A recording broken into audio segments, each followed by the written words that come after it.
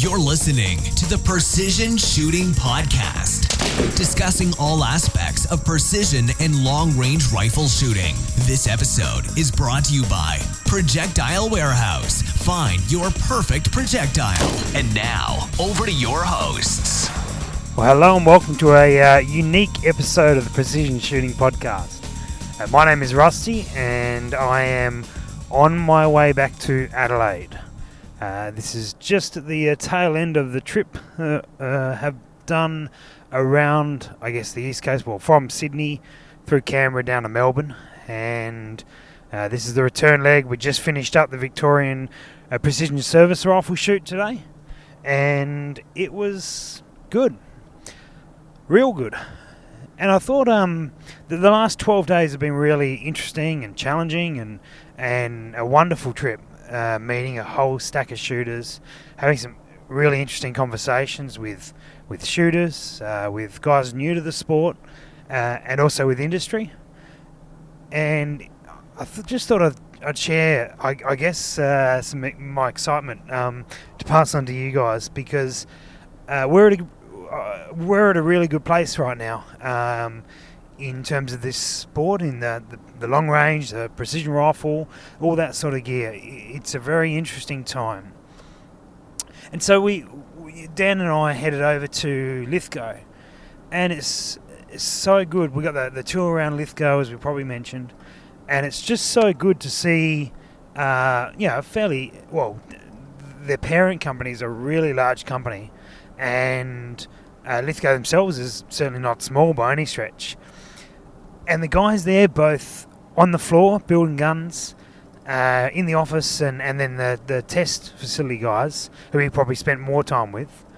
There's guys within each of those departments that are really passionate about building long-range precision rifle and seeing the sport grow in this country. And that sort of gave Dan and I a buzz while we were there. It was really good to see the passion, the commitment to that type of shooting. And the guys are keen to get into that. We had two of the guys from Lithgow do our course for Impact Dynamics over there. And, they believe they got lots out of it. The guys we had on the course were excellent. Just the passion there for seeing, for getting up to speed with long-range shooting, for refining. And there was guys of all skill levels there. And we had guys who, sort of actually really knew what they were doing, looking for those little extra refinements that they could gain to get more impacts and tighter groups at distance. And there was guys there that hadn't shot past a couple hundred metres, and both are really exciting to see those improvements kick through. I had PRS meetings while in Sydney, so there is news. There's not news to share, but there is workings underway. And really excited with some of the responses, some of the comments we've had from clubs. So I am looking forward to seeing that all come to fruition. And I know that many of you guys, the guys I met in my travels, are also looking for that news, but excited and keen to hear that it hasn't all gone away, that it's been quiet, but there is news coming, and we're intending to launch a number of events towards the beginning of next year in 2018 for the PRS Australia series. But also, it's great to see more guys shooting the Precision Service Rifle series as well, which is a good shoot, but no doubt I'll talk about that a little bit later. While we're in Sydney, we had a small catch-up with a few guys. Sydney's, I think, a hard one to grab a location on, just because it's so big, and some people are happy to go into the city because they work in there and others not. But we had a small but good catch-up, and what I liked about it was phone numbers were traded and contacts shared, and the guys talking about going shooting together, and people had just met that night, and sort of developing that community. It's really good for that networking aspect, and encourage you guys, if you are connected to some other long range shooters or whatever it may be, organise a time to get together. It doesn't have to be on the guns, although that's obviously wonderful if you can, but just those social elements to be able to sort of bring that network of people expanding, and there's a lot of long range shooters in every in every major city, but also heaps of the regional ones, and they often don't know of each other, which is one thing I found. So it's wonderful to get them sort of all together for whatever event it may be. It's really going to bring that community together. Massive thanks to the guys at Safari Firearms, because the night that we did there, we did like an info night with Beretta, where they had the Tikatake 1 and some Burris and Steiner scopes, and I did a bit of a talk about long range shooting and bits and pieces, and showed off some of the products and answered heaps of questions. And that night was really good. There was about 30 people in the room off memory, and they actually opened the store up, as in they moved some stalls out the way and got chairs everywhere, and threw on a pizza, and it was more than one pizza, quite a few, and it was really good. It was really good. The questions, one of the things I remember about the questions was Gary, who runs Safari Firearms, and Tony, who's the New South Wales rep for Beretta Australia. They were asking a stack of questions, and they were really, seemingly really interested in finding out the answers. And I think what we've noticed, and one of the observations from the trip, is that the gun shops are really seeing this market grow and realising that they sort of need to upskill in knowledge and upskill in ability to be able to help out you guys who are doing the shooting. And I know many of those who are listening know what they want to buy and can order it and that sort of gear, but there are certainly others who are sort of getting into it, and it's no surprise to anyone that people go into a gun shop and sometimes they either get talked out of what they're thinking, or end up really with some not great advice that ends up with the wrong purchase and having to replace it later on. And it's not necessarily because they're being steered in the wrong direction knowingly. It's just that lack of knowledge around this type of thing that sometimes ends up in that result. And so it was wonderful to see guys, and there was quite a few guys from the shop there that night keen to sort of delve into the long range understanding, whether or not for them it was going to be something they wanted to shoot, maybe perhaps not for many of them, but they do want to get a bit more information so that they can be helpful in the shop and offer sensible products and bits and pieces. So kudos to the guys from Safaris who hung around that night and really wanted to develop their knowledge as well.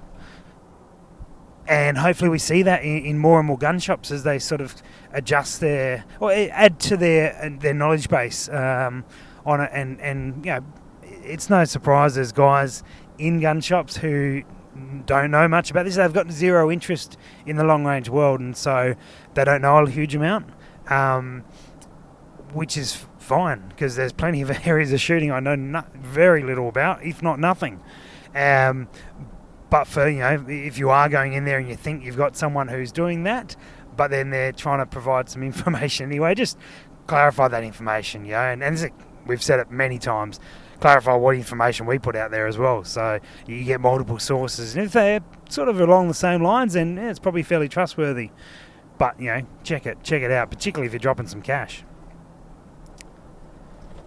So from Safaris we headed down to Canberra, and Simon Ross chose a excellent pub for us to meet up with, and apart from the wonderful beer they had, although we probably should spend some moments on how good the beer was, we had a good turnout down there, about 10 guys or thereabouts.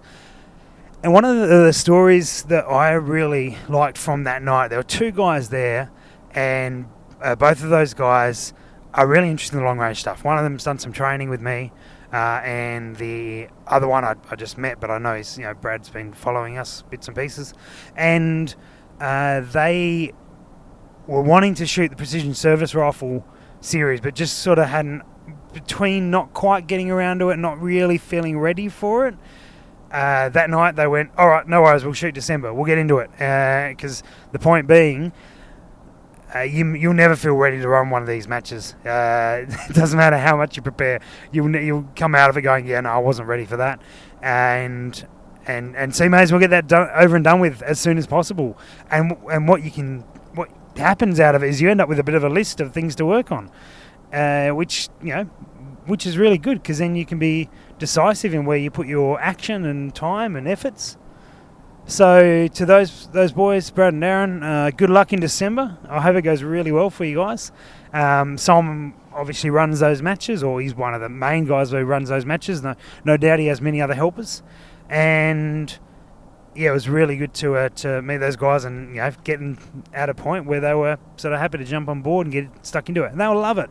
They will absolutely love shooting that match and getting some rounds down range with some good people, and they'll meet a stack of people, and that will continue to grow their knowledge. So looking forward to hearing the reports on how that all went for them.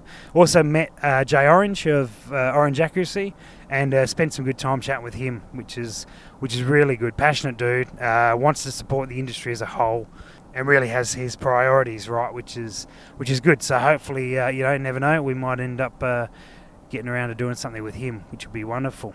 From Canberra, we went down to Bendigo, which was a bit of an unknown, really. And it's not a tiny town by any stretch. It's a reasonable sized town. It's not a major city, a capital city, and we really didn't know how many people were going to have along to the shop. And so Matt Smith of Smith's Outdoors put on a good night. Softies everywhere, and chance to have a chat. Got some chairs out, and we really had a good time. Really had a good time there. We had about 15 people, I think, which I was thoroughly impressed with. And again, the questions and the interest in this type of shooting was quite significant.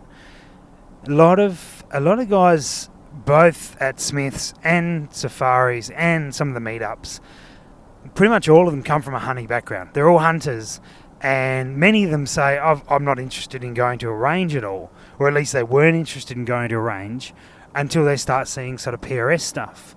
And they go, oh, that I'd be willing to go to a range for.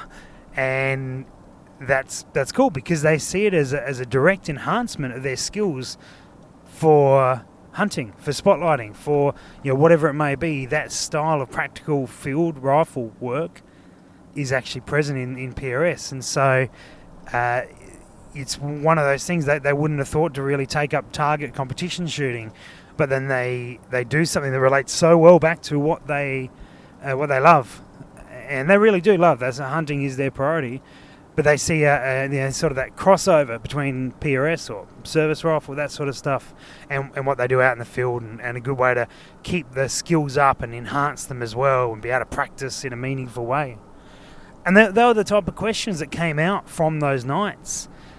And it just shows that we're not, collectively, those listening and involved in this industry and just in this sport in general, we're not looking necessarily for all the, to convince target shooters as they are to come and shoot PRS.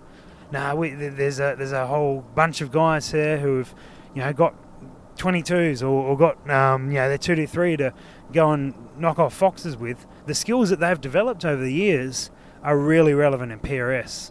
And, they're the guys who want to get out shooting and come out and bring some steel with us, because they're going to enjoy it. We know they're going to enjoy it because, for me and the other guys on this podcast and the other guys, we often have a regular guest. That's our backgrounds. We're all fox shooters or, spotlighters or hunters to varying degrees. So it's really, it's great to see that theme continue on through.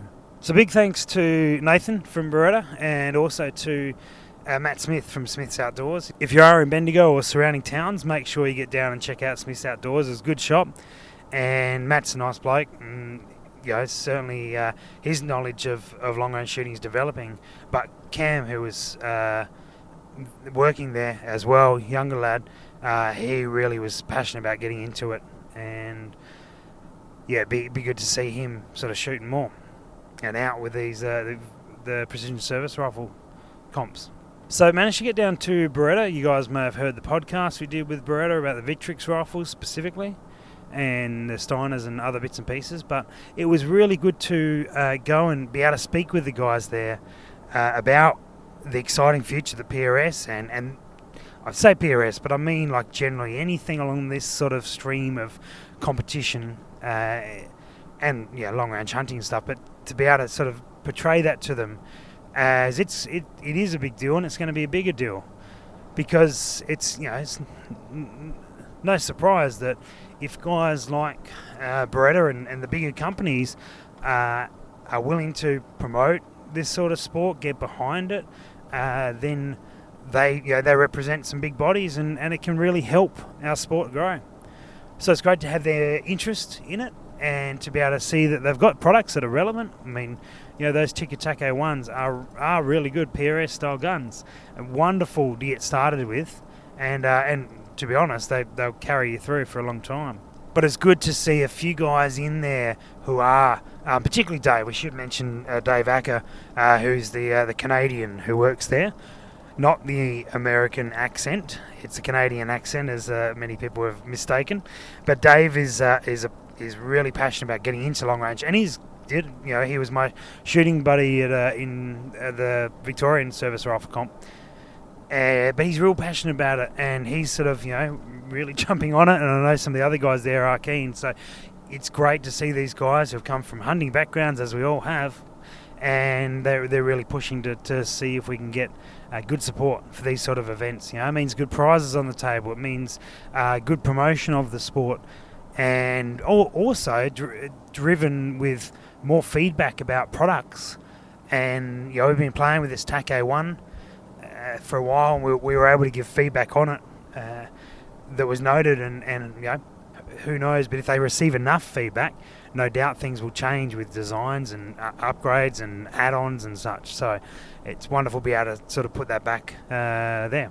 After that one, we caught up at the Terminus Hotel, and again, we're about sort of 10, 12 people, and it was really good. But it was, again, what I saw from the Sydney one specifically, although it happened in Canberra, but I didn't mention it, is trading of phone numbers, trading of contacts, Facebook friends being added, because people were sort of, sat down and met a bunch of new guys, and then sort of started talking in depth about their shooting and their interest, and we've all got that same passion. So you're very excited to see that grow. You're very excited to see that connection with people developing. If someone's putting on a night like that, or if we're back in town, in your town, doing a night like that, please get along, because you will meet people to go shooting with.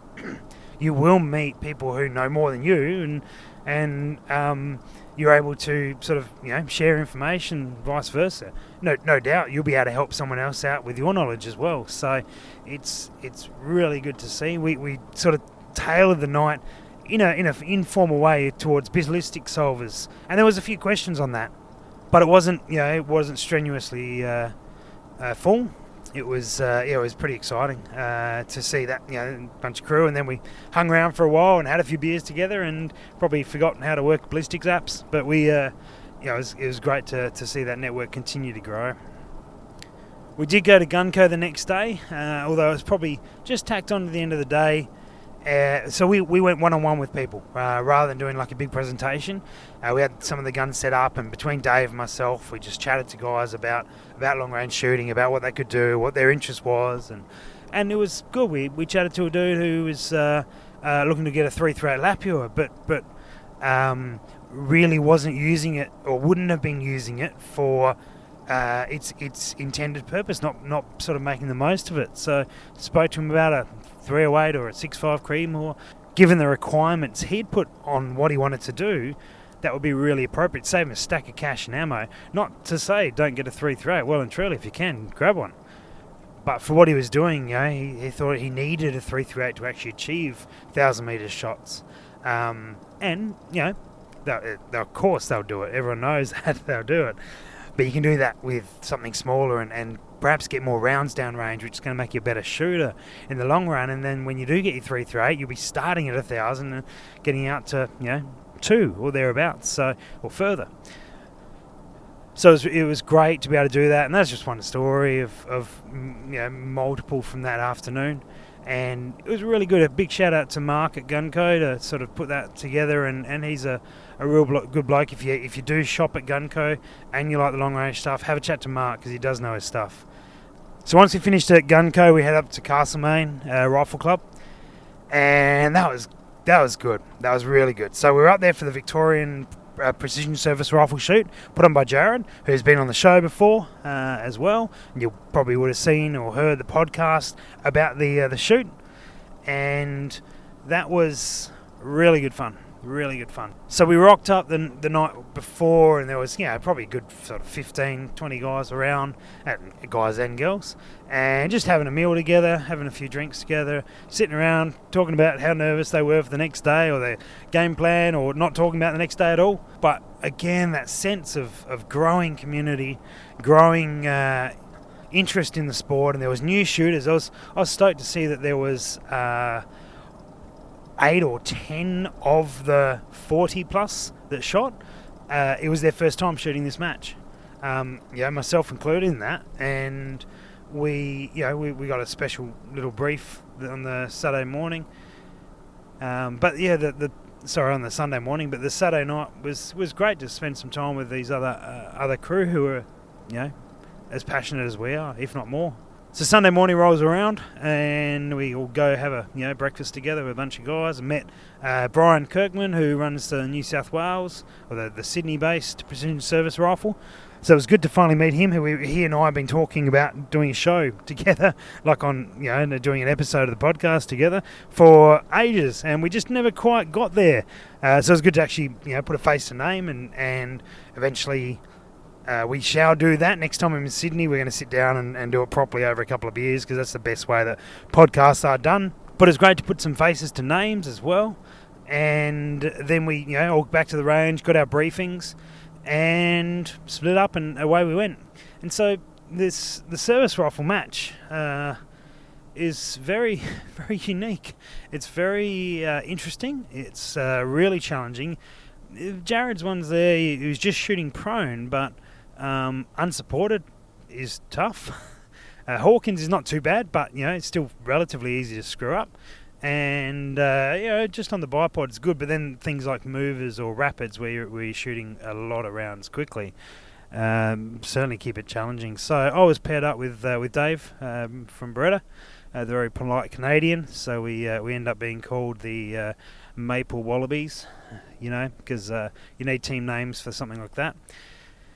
And so, went through that, and then Jared asked me, said, don't worry about going into the butts, do some filming and do some podcasting. So we did that. It was very kind of him to, and kind of Dave to get stuck with all his own scoring. But anyway, but real interesting to see how they work. They can't use steel for what they do, but really challenging match. It unnerved me completely shooting core flute paper, and not really getting a clear indication of where I was hitting, or if I was hitting. So drilled and so trained in steel shooting that go to paper and just sort of turn to jelly. So it was really unique. One of those things that if you did a few matches, you'd certainly get used to that. But surprisingly, I guess I actually enjoyed it perhaps a bit more. Thinking, it's shooting on paper. It sounds a bit boring, but no, it was. You got good feedback, and at the end of the day, you go, well, I need to sort of back myself in here and make a decision and just shoot and go with it. And there was speaking to one of the guys afterwards, and he was talking about an old football shooter, I think in his 80s or something. He's been shooting a long, long time. Apparently a very, very good shooter, very good wind caller. And he told the gentleman I was speaking to, Max, he said, if you're having a terrible day, getting the wind wrong or whatever it is, just focus everything back on pulling that trigger and shooting the fundamentals, and you should be able to recover at least to some degree. At least you'll be consistent, and you can try and pick it back up then. But just that focus of working back on your fundamentals. Don't worry about all the auxiliary things that obviously we need to worry about in due course, but just bring it all back, and chances are you'll probably hit all right, and then bump it up from there. So it was really interesting to see the course run. I've got to say though that course of fire is very just Dave shot 1, 2, 3 serials plus a bonus serial. Then minutes later I'm behind my gun, kicked him out the way, and away we go again. Then pretty much the second that we pull the last round, gun gets cleared, or guns get checked, and we move back 100 yards, and and we kept Dave and I were the slowest. We were always, I had cameras and bits and pieces is the excuse I'm going to use, and I've got no excuse for Dave. He's Canadian, so he's polite.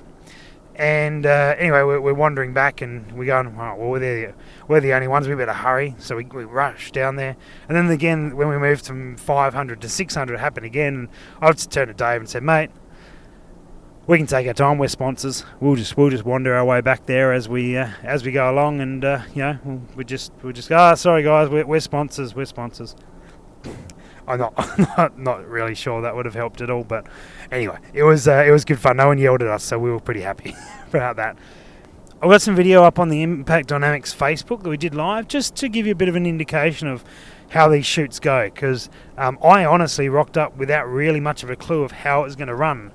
And it was, I guess, in some ways different to sort of how I'd pictured it, but I hadn't really thought about how I pictured it, to be fair.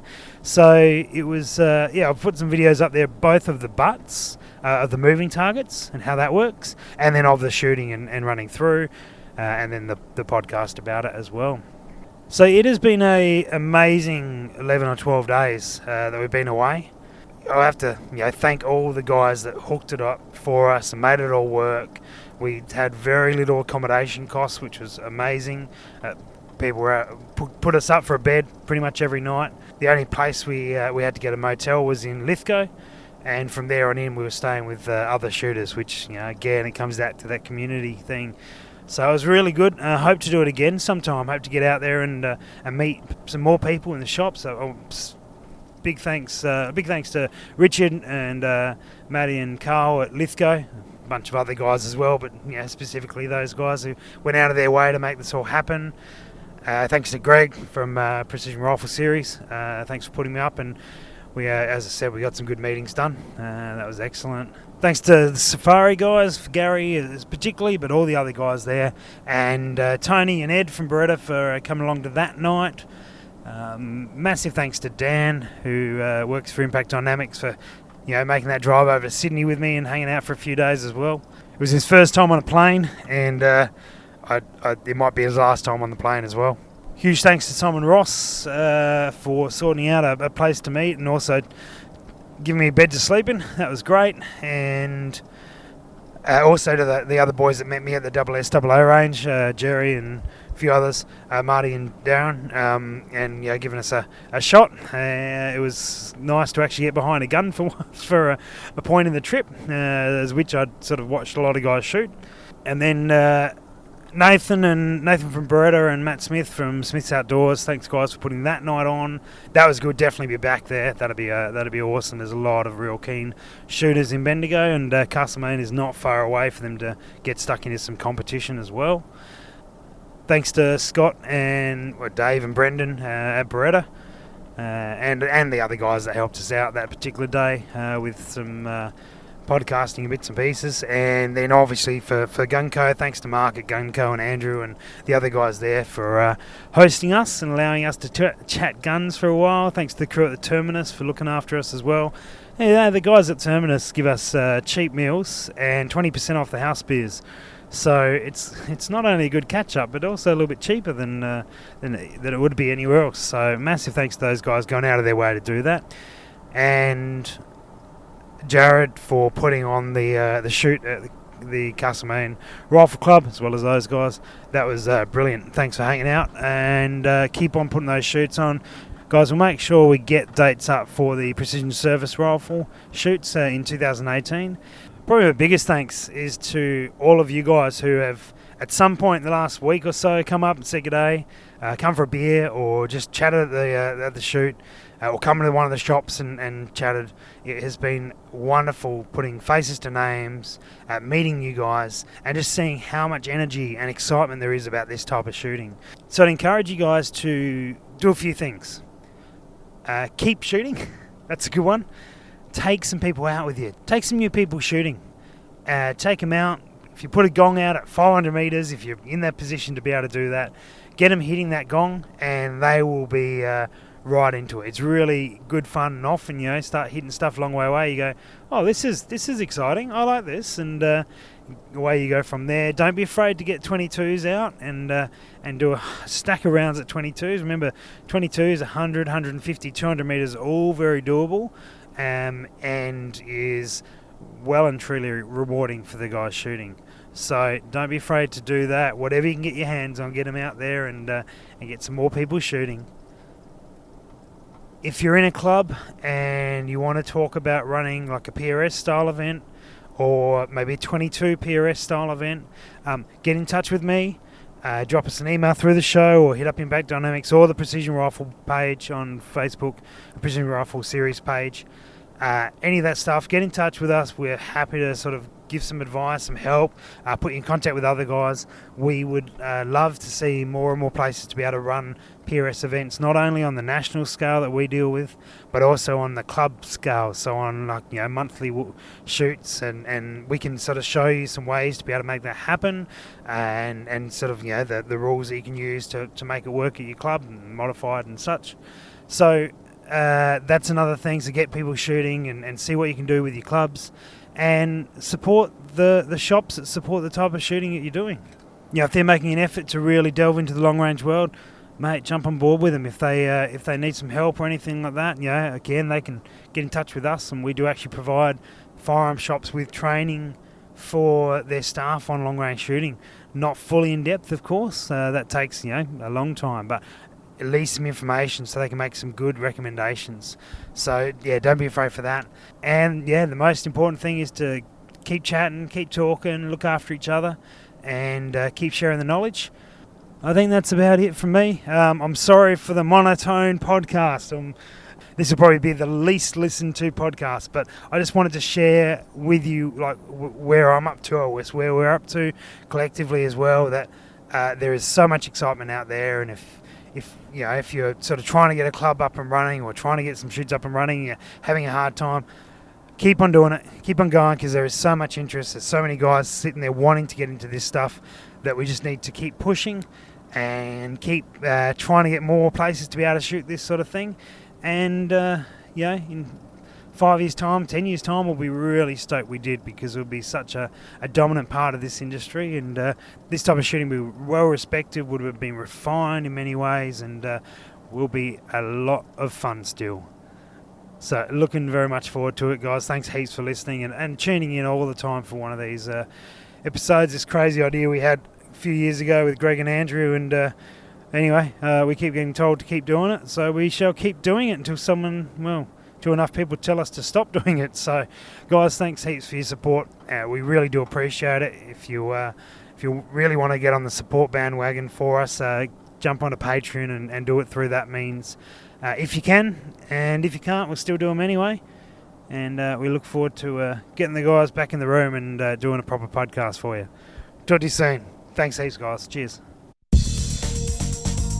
Thanks for listening to the Precision Shooting Podcast. To continue the discussion, check out our Facebook page. And for more information, head to our website, www.precisionshootingpodcast.com.au. This episode was brought to you by Projectile Warehouse. Find your perfect projectile.